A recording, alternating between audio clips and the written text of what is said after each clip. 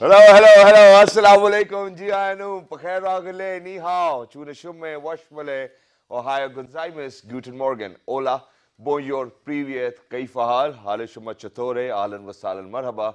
Buna. Mucho. Gracias. And a very amazing good morning to everybody who's tuned into PTV World and watching World this morning alongside Shahzad Khan. Ladies and gentlemen, today the day is Tuesday, and I definitely hope that everybody's actually catching up with their routine. Because earlier today, when I was about to leave my place for work, I was in conversation with my mother, and I actually asked her because she's habitual of going out for a walk early in the morning, right after a Fajr prayer. So I asked her whether you went out for a walk or not. Then she said, oh, these days it's just a little difficult for me to get up. And I was like, why? Why is it difficult? And then she was like, since it's for Ramadan and, we had to wake up early and then, go back to bed. So probably I'm not in my routine. So I definitely hope and wish that everybody out there is actually within their routines by now as well.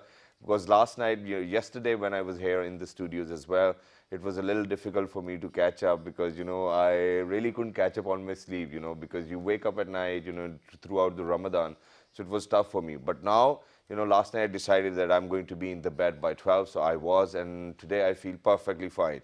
But today, ladies and gentlemen, it's going to be a memorable day in the history of Pakistan as well, as the budget is set to be out today after the approval of the Prime Minister Imran Khan.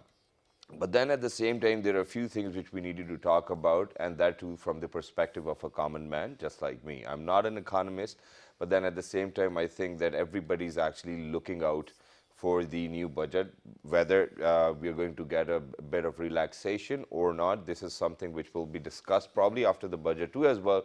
But then there are a few reports which are out, and we wanted to talk about them as well. We've got a small report to share with you guys. Go ahead, take a listen to that. And when you guys will come back, we've got one of the best economists over here within the studios. He's actually going to share his views about the upcoming budget. Let's do that. Good morning. Presenting its maiden budget is a tough task that this government is about to face coming Tuesday. It is a first real test for the current regime as it promised to steer the national economy out of doldrums in its manifesto. It goes without saying that ours is a country engulfed in economic crisis since its inception. However, the minimum demand of the people is to see gradual improvement in the overall scenario. It is quite difficult to guess what figures are to be presented in the form of budget, but keeping an eye on government's so far activities, one may get an overview of what is coming. Prime Minister Imran Khan not only announced to adopt austerity measures, but he actually kept his words. The simple and honorable approach of cutting the luxurious state dinners and royal spending in the ordinary meetings have helped in saving precious national exchequer. Besides, the government's decision of reducing the number of official visits abroad for ministers is also an important step. So far, the government has ably been maintaining its slogan for upgrading standard of living for commoners. Adding valuable amount in the form of health card and BISP are glaring examples of government's sincere approach. Pakistan Army's announcement of foregoing budget increase is another valuable step. Prime Minister Imran Khan has directed to utilize this money for Fatah and Balochistan. These may be small steps, but they show gradual maturity of behavior towards national cause. These are evident of fact that the government will surely remain realistic towards its approach for betterment of national economy. All right, ladies and gentlemen, so that was a small report about budget. But then other than that, I think that it's about time that everybody literally needs to take advantage of the amnesty scheme and probably come out clean with the Benami accounts too as well. And the Prime Minister has actually urged everybody to do so. And I think that is going to benefit everybody. But other than that, just a few points before we get started and before I introduce my guests, ladies and gentlemen. The amount of this year's budget is going to be somewhat around 6,800 billion. Unfortunately, with a deficit of 3,000 billion too as well. I mean, these are the few things which we need to keep under consideration. And from a common man's perspective, I think what we need to do is that we really need to put or probably keep an eye on the type of performances the government has been given in the previous year as well. So coming down to the point where services industry actually is at an increase of 4.7%, but then at the same time, manufacturing sector slid down 2.3%. Two is not numeric 2, it's the TO2. And then the construction actually came down 7.6%, agriculture is up by 0.8%. And then, one way of saying is that no economic targets were achieved within the previous year as well, or the fiscal year. But then other than that, we have heard that, there's going to be an increase in the salary for people from grade 1 to the 16th as well. There'll be an additional deduction of tax of 4,950 rupees per month for people getting a salary of 100,000 rupees, and it is to increase for 200,000, 300,000, it's going to increase too as well. But then at the same time, there was a statement by Maryam Aurangzeb, and Maryam Aurangzeb actually said that, this is a budget actually designed by International Monetary Fund, which is wrong, which is not right as well. Because why? This is something which will be answered by our amazing guest over here, ladies and gentlemen. I've been very lucky that I've been joined by somebody who's actually the managing director of Tangent. He's none other than Mr. Fahim Sardar. Hello, assalamu alaikum. How are you? Fine, thank you. I'm all right. Good morning. It's good to have you. No, thank you. Thank you. Wonderful to have you. So, I'm going to get my conversation started where the opposition is actually not liking the idea of coming out clean as well, and probably, initially creating a little bit of chaos by giving out statements that the budget is actually designed by the IMF. Is it true? Well, as you said, the answer lies in your question. Opposition is opposition. So, it's they have to say something. At the end of the day, the government has to manage the situation. That's what economics is about, applied economics. Pakistan's resources, Pakistan's expenditure, Pakistan's potential, there are three things that need to be discussed separately, and then you bring it back together.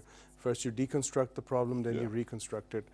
So it's very easy to say that this is an IMF program, this is an IMF budget, this is a World Bank thought out, whatever.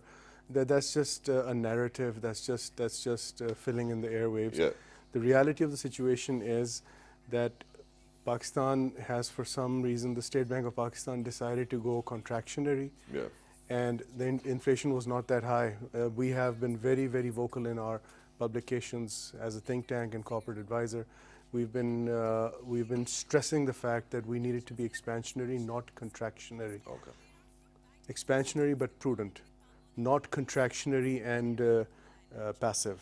So there's a difference. No, but if we talk about that as well, I think that the interest rates are actually skyrocketing too as well, and we have never ever, and that too in double figures. Yeah. So how do you think that it's going to have an impact on a common man? Terrible, because what happens is in economics, in finance, if you start tinkering with the interest rate, the central interest rate, that just changes the economy totally.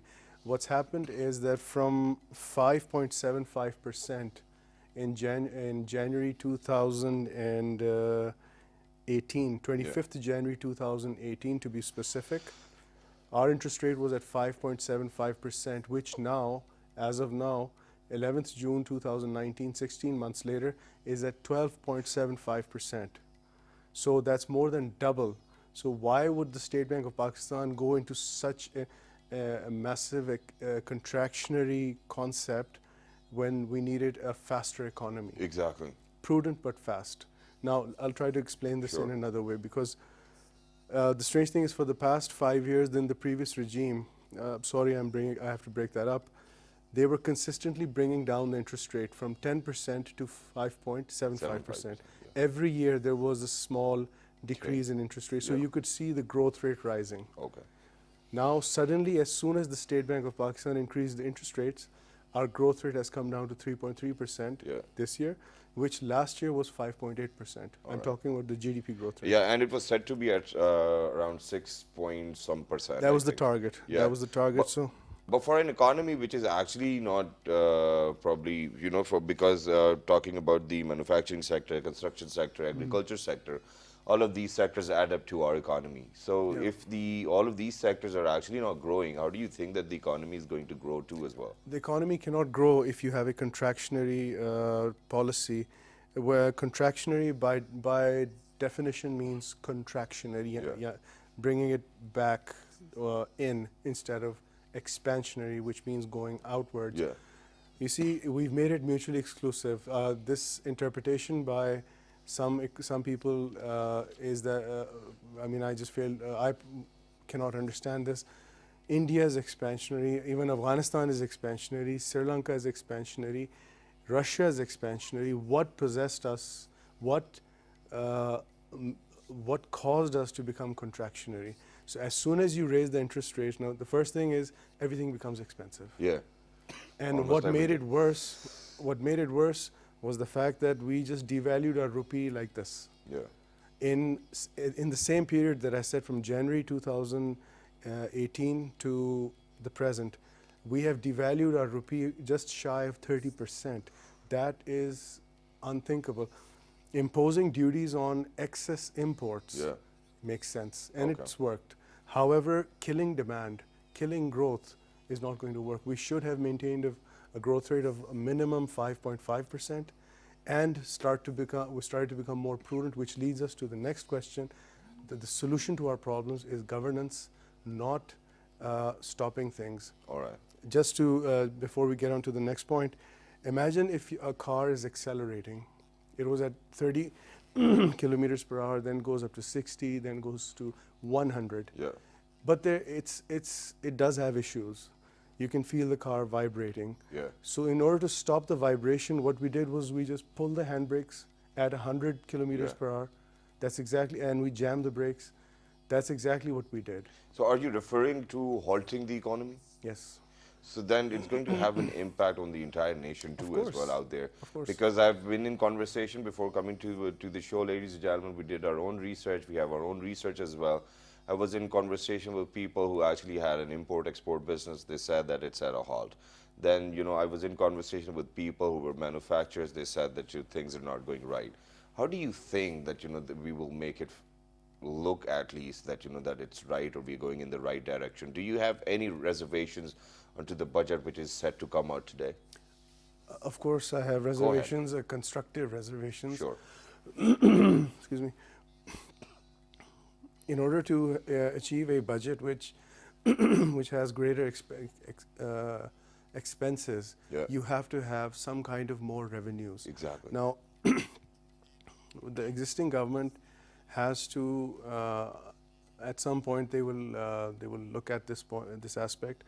If you become extremely harsh or contractionary with your economy, Yeah. you cannot have a bigger budget. Okay. Simply not possible. Yeah. Had I been able to suggest, what I would have said was, number one, keep the economy open. Do not impose restrictions on people coming in or going out. Yeah. Real estate, for example. Why? So that you keep having transactions. Exactly. So you still get some kind of tax revenue. Okay. Slowly but surely tell people there will be a plan to bring everyone into documentation, to bring into more prudence, to bring in more transparency, to deal with FATF and all those issues.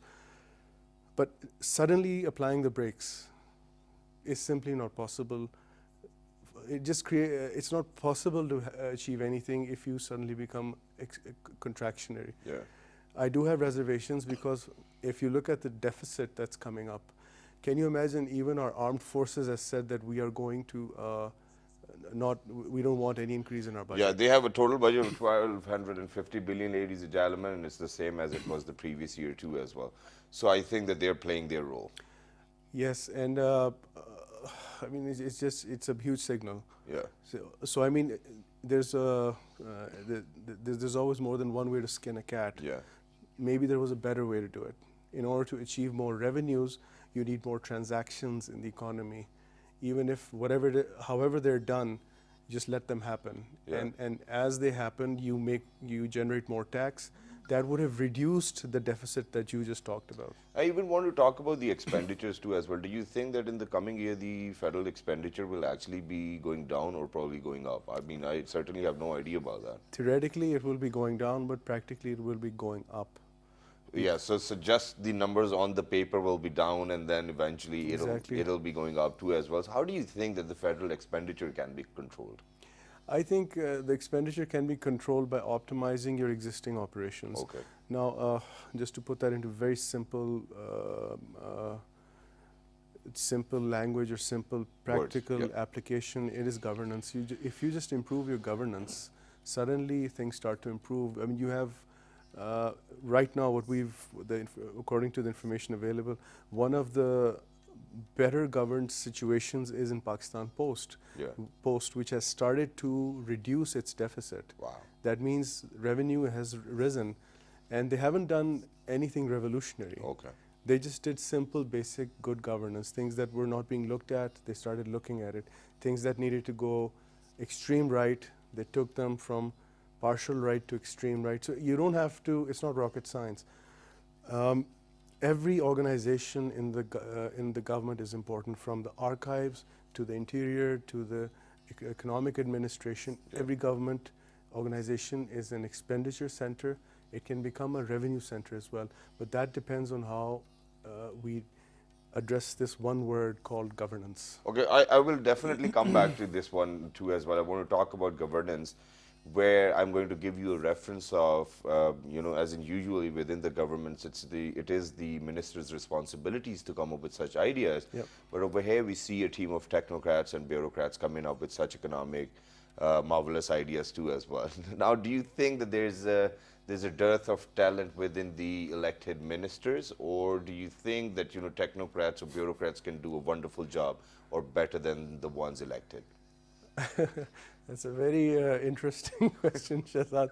I mean, that's how it is. I'm sorry, I have to do my job. No, of course, of course. And I think as far as, if I can just rephrase your question, if you allow me. Yeah, sure. I think, does Pakistan have talent? Pakistan is ripping at the seams Yeah. with talent.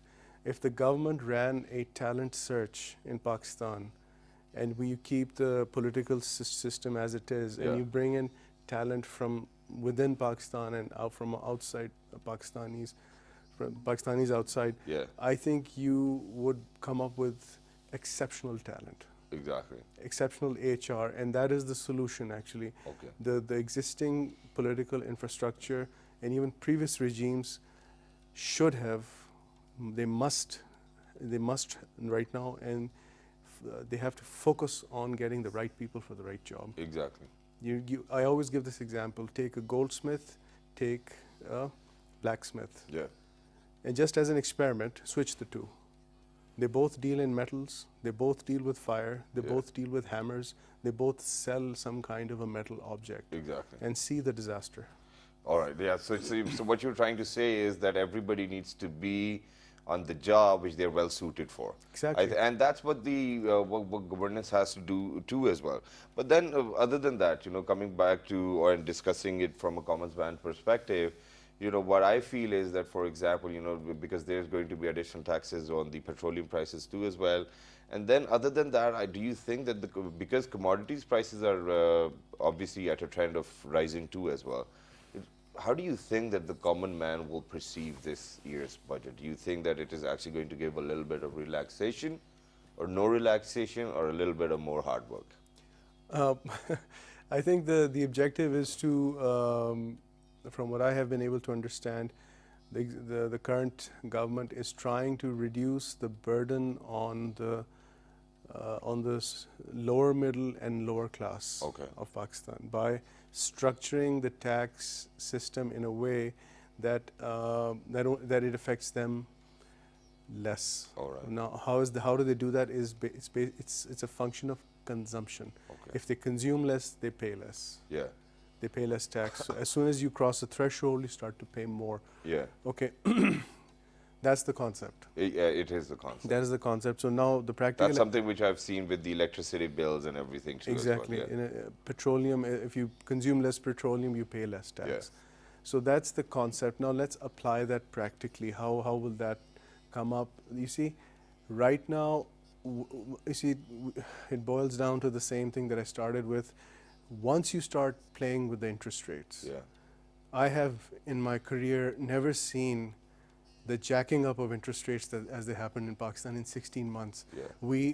This is being compared with Argentina, that the country defaulted on its loans. Exactly. Pakistan is nowhere near the predicament of Argentina. We were absolutely fine. Yeah, there were hemorrhages. They needed to be plugged. Yeah. You don't stop a car just because there's some vibration, and you stop the vibration where it's coming from. Exactly. The diagnosis and the solution, in any ways, I have a different solution. We've given that in our publications, which is in front of you. But you can share that as well. Yeah, it's sure. perfectly fine. Go ahead. Pakistan needed more acceleration, not less acceleration. Okay. And When you say acceleration, that is in terms of? that's in in terms of economic activity. All right. If, just to give you an example, if there were 100 transactions going on in Pakistan in real estate, stock markets, in commodities, in every kind of, let's say if there were 100 transactions, it should have been the target of this government to say we want 120 transactions. However, we have noticed that there are hemorrhages and issues, Yeah. and we need to now start plugging them up. Okay. And for those who are in this business, they need to know that you have to get yourself documented in 16, 18 months. Yeah. You have to make sure that you're totally transparent. You have to avail the amnesty scheme. You have to do this, you have to do that. So you give an carrot with a stick, Yeah. not just a stick. Okay? So because you have to look at it practically, what's applicable, Yeah. because that's what's going to work. Exactly. But then now, other than the budget, there's this one thing which came up to my head, and that is that, we, country, was actually dependent on agriculture too as well in terms of economy. We're not investing in technology. And, it is, I think, getting more difficult to actually import technological stuff within Pakistan too as well. The duties are getting higher. How do you think that, our economy is actually going to improve when we are inefficient in a few areas? Just a bit of clarification, the increase in tariffs on imports was very specific. Yeah. On essential items, on essential things essential to the economy, not much has changed. Yeah. So to be fair, that is what's happening. However, when we start changing too many things too soon, because and while we're changing it, we're experimenting it, which is you never make such experiments at the same time. 5 experiments at the same time, which leads to a blow up. So you don't need that. If we're going to, for example, focus on agriculture, increasing agriculture output per acre, whether it's the yield or crop fertility, or whether it's the reduction in losses from weather and something, that's a different debate, because once again, that comes up with, and you're going to say he keeps saying the same thing again and again, it's governance. Yeah. We have to have proper governance over there. Okay. Agriculture is huge. One of the reasons Pakistan never gets hit internationally, whether it's from a military conflict or a regional problem or from another country growing too much or going down, is because we have a breadbasket. Okay. We grow our own food, most of it. But having said that, we are, I think, we're running at a capacity of maybe 40%. Okay. We can easily double this. Double that. Easily. And do you think that the budget is going to actually help us in increasing our capacity? I don't think so. Reason being, this budget it's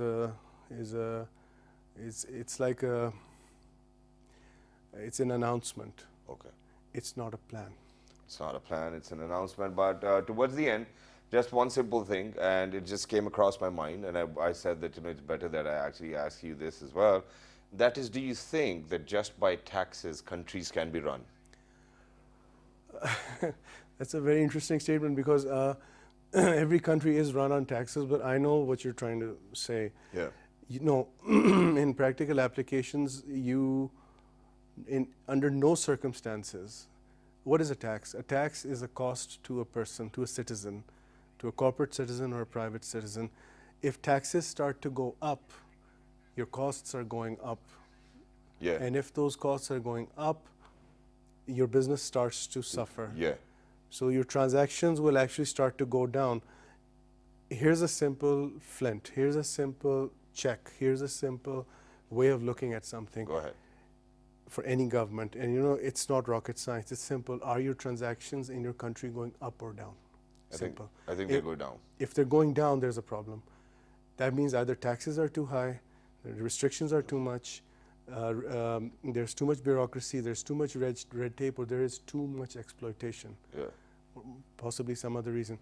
But keeping it very simple, if any government, and I would humbly suggest to our current government, that they need to analyze this. If transactions are going to go down, in the collective transactions, that means that's bad for the economy. Exactly.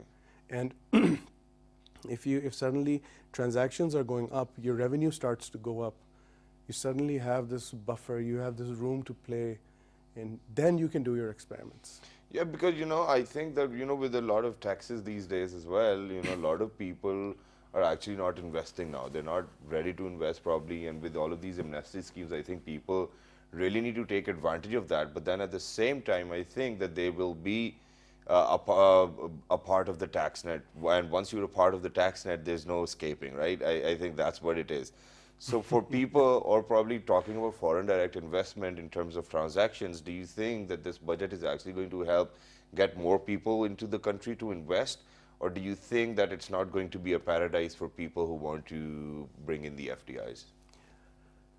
FDI investment, portfolio investment, direct investment, something that we deal with. Yeah. And we actually cover it in our publication. Exactly, and it's right here, ladies and gentlemen. So all you have to do is probably get one of yours. Yeah. That's what it is. Tangent, ladies and gentlemen. Fahim Sardar happens to be the managing director, and the best part is, I mean, he's got a portfolio of an economist too as well. He was the youngest ever CEO too with the Askari Securities. That was his previous portfolio. Yeah.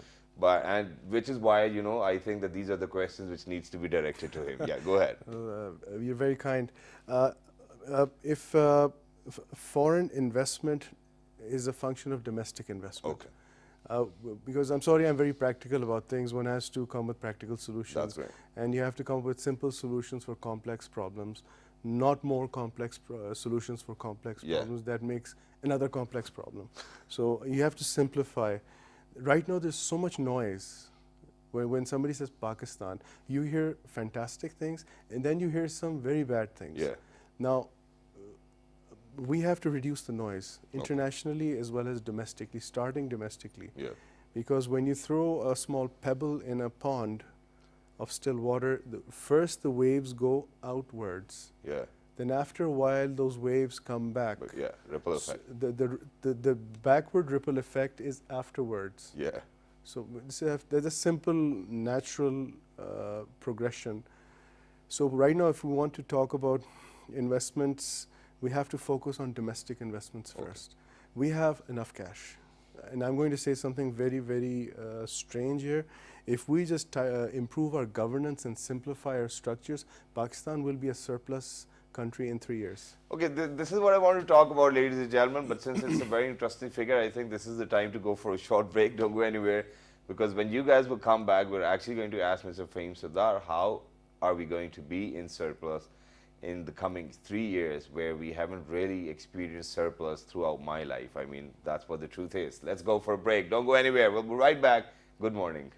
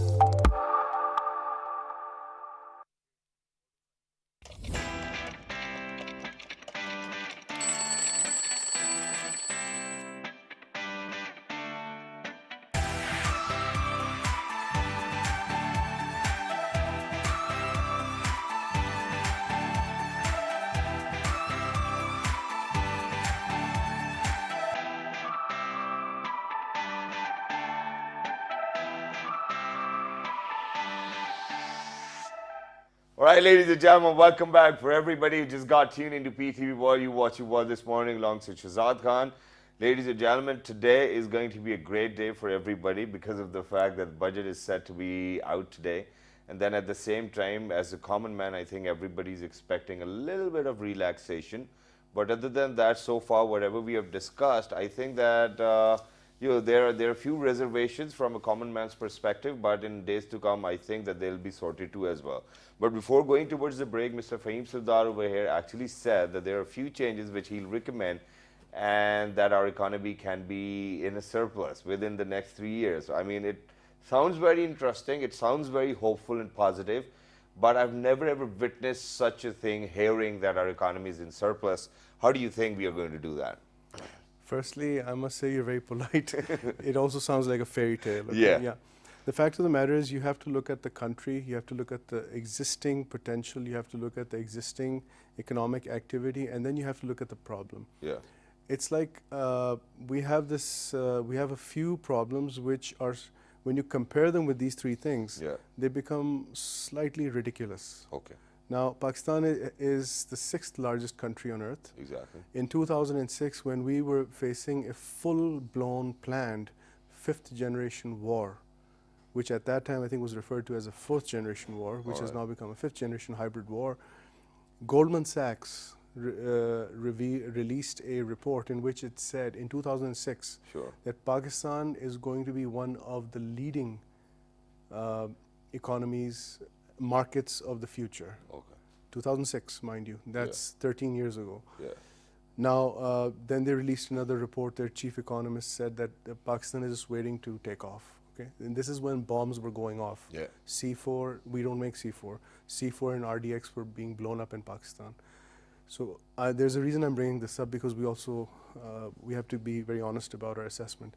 Right now, if Pakistan can improve its domestic governmental purchases, Okay. if Pakistan can control the 10 to 15 billion dollars that goes out of Pakistan every year into Dubai and other countries, In the form of outward investments. Okay.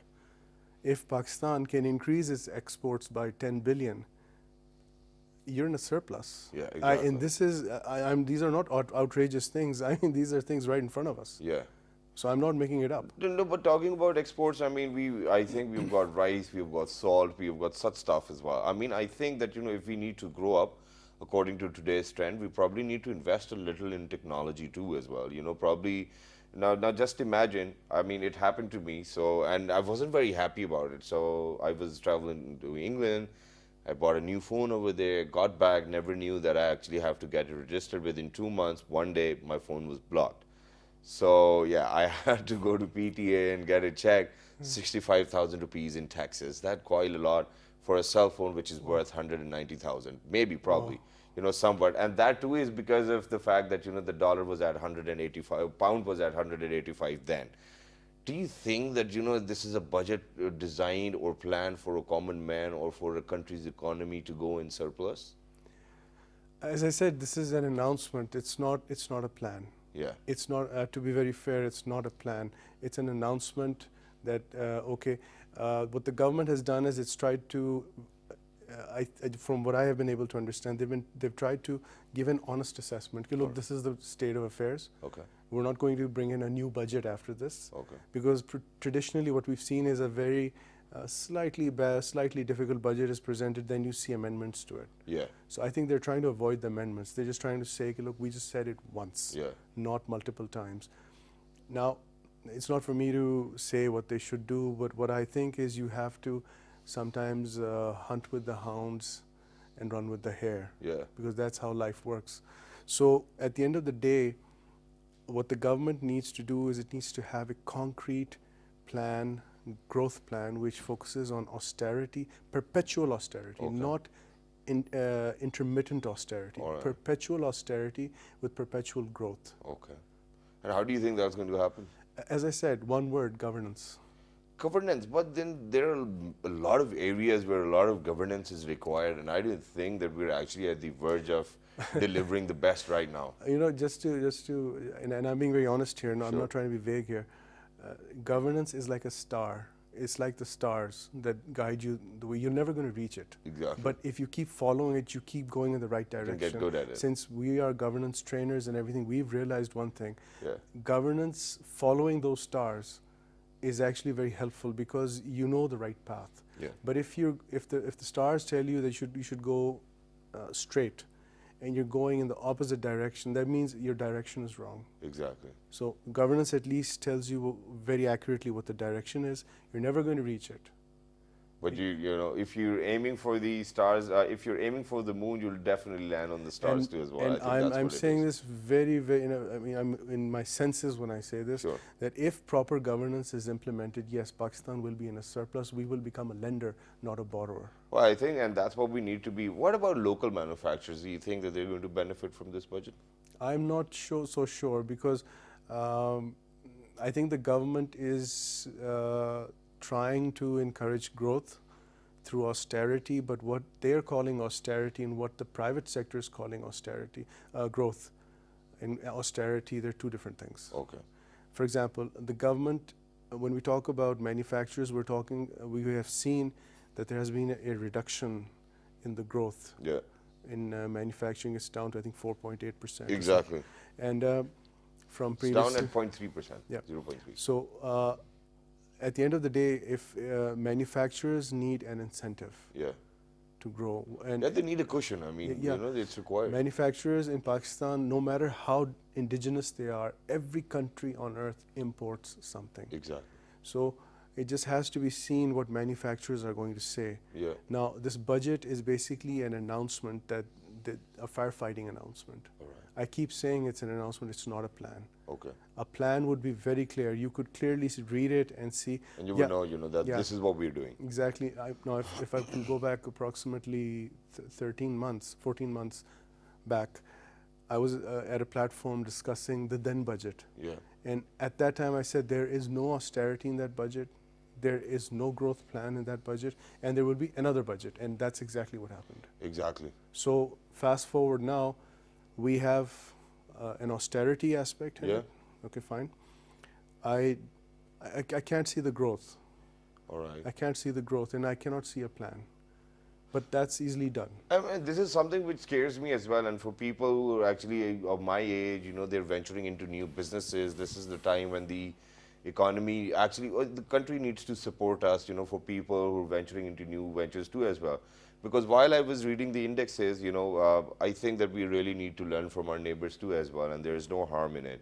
So out of 140 countries, ladies and gentlemen, Pakistan ranks on 107 in terms of economy. But if you talk about our neighbor, you know, they're part of the G20 summit too as well, making them, you know, within, you know, they are within the top 20 economies throughout the world, throughout the globe. What are they doing so right that we are not able to figure out so far? Well, they weren't, they haven't, okay, I think we need to. Yeah, because we only have yeah, like we have to, I'll 4 try to minutes be left. as concise as possible. Yeah. Firstly, yes, they have done some good things. Exactly. Number two, every policy that came out was discussed with their business community. Okay. Number three, our neighbor India, I think you're talking about Yeah. India. India has not faced a war, Yeah, perpetual war of 15 years. exactly. And if that happened, we have estimates in our think tank. India, there is no way on earth India could go above 3% of growth. Okay. They have not faced anything even remotely near what Pakistan had to face. So that factor, that war factor, is never brought into the discussion. Number four, India is being favored by America, England, and France Okay. for investments, for FDI, and for various other reasons. Why? Because they have geopolitical concerns. They have Yeah. geopolitical interests. There was a certain time, to be fair, Pakistan was experiencing the same influx of foreign capital. Yeah. Now, you have to look at the ground realities. Whatever good that they've done, we have to accept it. Whatever is not real, that has to be accepted. The Modi administration twice re-tinkered with their GDP growth rate. So some estimates say you have to slice off 2% in their growth rate. Okay. For example, if they're saying they grew at 6%, they were actually growing at 4%. 4%. So there's a lot of tinkering going on as well. Yeah. So the numbers are being changed. Yes, and if you start to factor in all these things, either you take that away in their analysis or add that in our analysis. Yeah. So things would have been very different. All right. Thank you very much for saying that, and thank you very much for joining us, Mr. Fahim Sardar. It was wonderful to be in conversation, and it was a very enlightening conversation for me myself personally as well, and the way you explain. I think it is very easy for anybody out there to understand as well. But we definitely want the best for Pakistan, ladies and gentlemen. Early morning, sitting down over here. You know, our mission over here is to actually make you more aware of what's going on in Pakistan, and then at the same time hoping for the best. I think everybody needs to play their role, be positive, and things are definitely going to change. The situation is not that bleak. Things are going to get better. So please make sure to write to us on our Facebook page, which is with the name of World This Morning. On Twitter, it's World This Morning without a G. On Daily Motion and YouTube, it's World This Morning. The fabulous repeat is going to be at 11 p.m. tonight. Till the next time, 1, 2, 3, good morning. Thank you very much, sir.